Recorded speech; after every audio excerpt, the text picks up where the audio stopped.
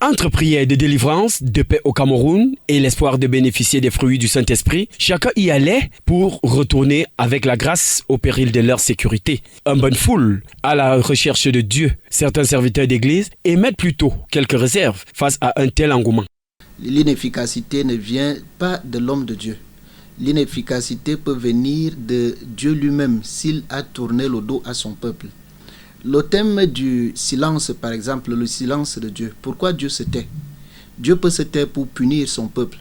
Dieu peut se taire à cause des péchés de son peuple.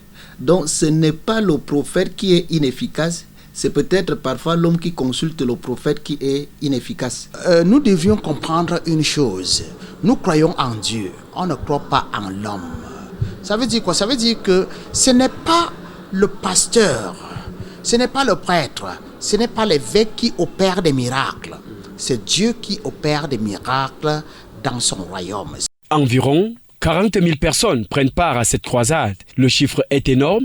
La présence de plusieurs autres guides religieux venus d'autres pays d'Afrique et même du Cameroun est surprenante. L'effet nouveau agit visiblement sur le peuple camerounais. Certains y vont par curiosité et d'autres par conviction. Un mimétisme caractérisé. Quelques-uns font des témoignages de la manifestation du Saint-Esprit dans leur vie au travers de ce pasteur, même si, visiblement, ce n'est pas le cas. Le regard des experts est tout autre.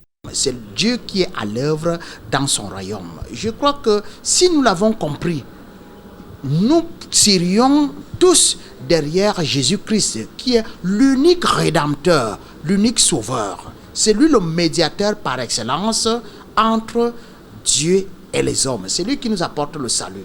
Je ne pense pas que notre salut dépende d'un homme pour dire que tel est plus crédible que tel autre. Quand on a fait un peu de sociologie, on sait que l'être humain est attiré par ce qui est nouveau. Alors que ce pasteur est attiré tant de monde, ça se justifie par deux raisons. La première, c'est qu'il est étranger. Il est burundais. Et la deuxième, c'est que il fait entendre aux gens ce qu'ils veulent entendre. L'homme aime ce qui le berce, ce qui va dans le sens de ses préoccupations et non ce qui va dans le sens de ce que Dieu attend véritablement de nous. Plusieurs appels à une nouvelle croisade seraient émis à l'endroit du pasteur Chris Dikumana qui donne rendez-vous 8 ans plus tard. De son côté, il y a une grande délivrance. Il y a des démons. Ils en ont sorti. Merci Jésus, merci.